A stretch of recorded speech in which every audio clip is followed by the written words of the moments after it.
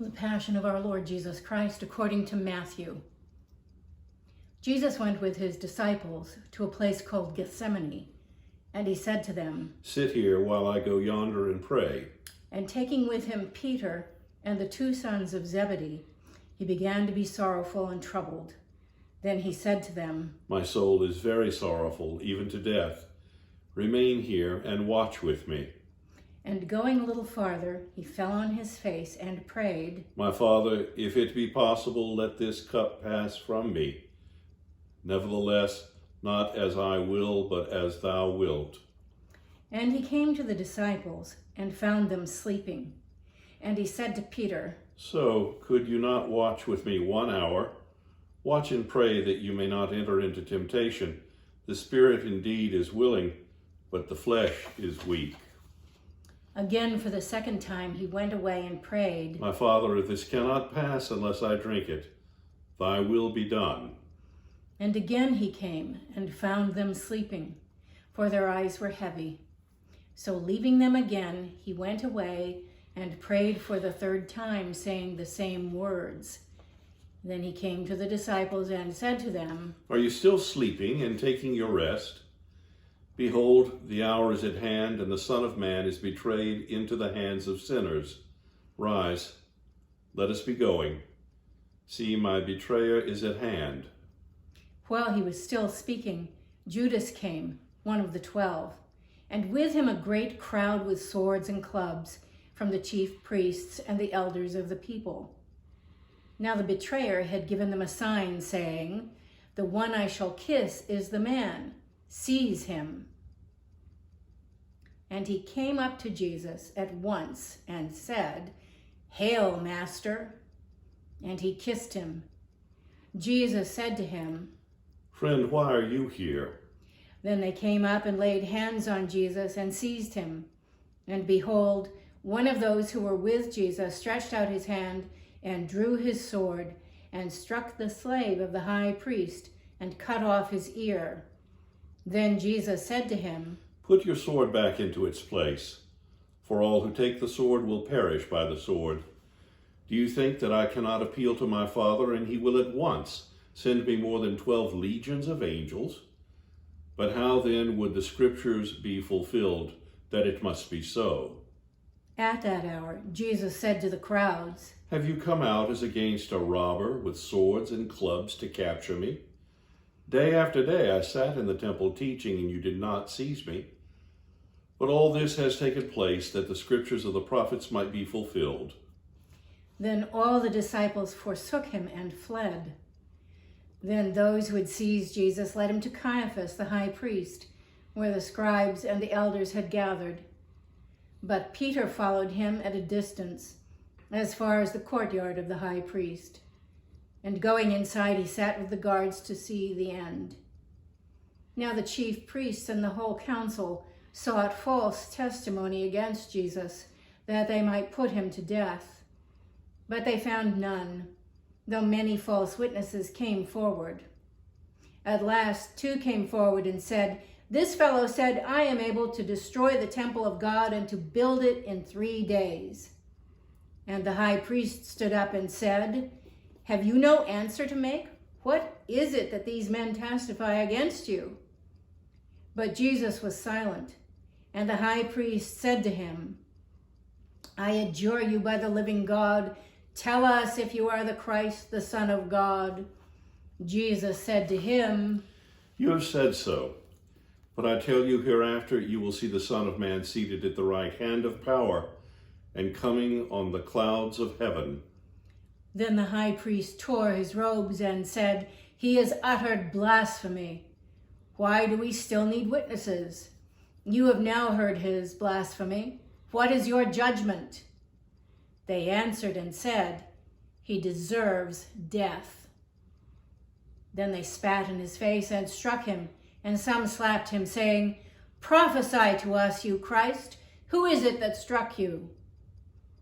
Now Peter was sitting outside in the courtyard, and a maid came up to him and said, "You also were with Jesus the Galilean." But he denied it before them all, saying, "I do not know what you mean." And when he went out to the porch, another maid saw him, and she said to the bystanders, "This man was with Jesus of Nazareth." And again he denied it with an oath, "I do not know the man." After a little while, the bystanders came up and said to Peter, "Certainly you are also one of them, for your accent betrays you." Then he began to invoke a curse on himself and to swear, "I do not know the man." And immediately the cock crowed. And Peter remembered the saying of Jesus, "Before the cock crows, you will deny me 3 times." And he went out and wept bitterly. When morning came, all the chief priests and the elders of the people took counsel against Jesus to put him to death. And they bound him and led him away and delivered him to Pilate, the governor.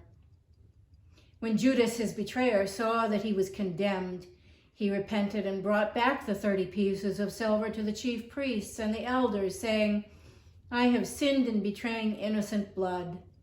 They said to him, "What is that to us? See to it yourself." And throwing down the pieces of silver in the temple, he departed. And he went and hanged himself. But the chief priests, taking the pieces of silver, said, "It's not lawful to put them into the treasury, since they are blood money." So they took counsel and bought with them the potter's field to bury strangers. Therefore that field has been called the field of blood to this day. Then was fulfilled what had been spoken by the prophet Jeremiah, saying, "And they took the 30 pieces of silver, the price of him on whom a price had been set by some of the sons of Israel, and they gave them for the potter's field, as the Lord directed me." Now Jesus stood before the governor, and the governor asked him, "Are you the king of the Jews?" Jesus said to him, "You have said so." But when he was accused by the chief priests and elders, he made no answer. Then Pilate said to him, "Do you not hear how many things they testify against you?" But he gave him no answer, not even to a single charge, so that the governor wondered greatly. Now at the feast, the governor was accustomed to release for the crowd any one prisoner whom they wanted. And they had then a notorious prisoner called Barabbas. So when they had gathered, Pilate said to them, "Whom do you want me to release for you, Barabbas or Jesus, who is called Christ?" For he knew that it was out of envy that they had delivered him up. Besides, while he was sitting on the judgment seat, his wife sent word to him, "Have nothing to do with that righteous man, for I have suffered much over him today in a dream." Now the chief priests and the elders persuaded the people to ask for Barabbas and destroy Jesus. The governor again said to them, "Which of the 2 do you want me to release for you?" And they said, "Barabbas." Pilate said to them, "Then what shall I do with Jesus, who is called Christ?" They all answered, "Let him be crucified." And Pilate said, "Why? What evil has he done?" But they shouted all the more, "Let him be crucified." So when Pilate saw that he was gaining nothing, but rather that a riot was beginning, he took water and washed his hands before the crowd, saying, "I am innocent of this man's blood. See to it yourselves." And all the people answered, "His blood be on us and upon our children." Then he released for them Barabbas, and having scourged Jesus, delivered him to be crucified. Then the soldiers of the governor took Jesus into the praetorium, and they gathered the whole battalion before him. And they stripped him and put a scarlet robe upon him, and plaiting a crown of thorns, they put it on his head and put a reed in his right hand. And kneeling before him, they mocked him, saying, "Hail, King of the Jews!" And they spat upon him and took the reed and struck him on the head. And when they had mocked him, they stripped him of the robe and put on his own clothes on him. and led him away to crucify him. And as they went out, they came upon a man of Cyrene, Simon by name. This man they compelled to carry his cross. And when they came to a place called Golgotha, which means the place of a skull, they offered him wine to drink mingled with gall. But when he tasted it, he would not drink it. And when they had crucified him, they divided his garments among them by casting lots. Then they sat down and kept watch over him. And over his head they put the charge against him, which read, "This is Jesus, the King of the Jews." Then 2 robbers were crucified with him, one on the right and one on the left.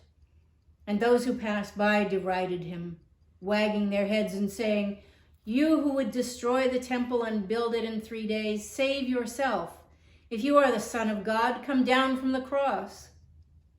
So also the chief priests with the scribes and elders mocked him, saying, "He saved others, he cannot save himself. He is the King of Israel. Let him come down now from the cross, and we will believe him. He trusts in God. Let God deliver him now, if he desires him, for he said, 'I am the Son of God.'" And the robbers who were crucified with him also reviled him in the same way. Now from the 6th hour there was darkness over all the land until the 9th hour.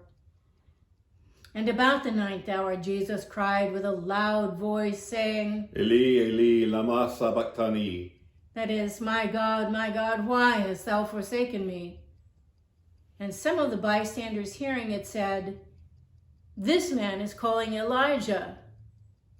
And one of them at once ran and took a sponge, filled it with vinegar, and put it on a reed, and gave it to him to drink. But the others said, "Wait, let us see whether Elijah will come to save him." And Jesus cried again with a loud voice, and yielded up his spirit.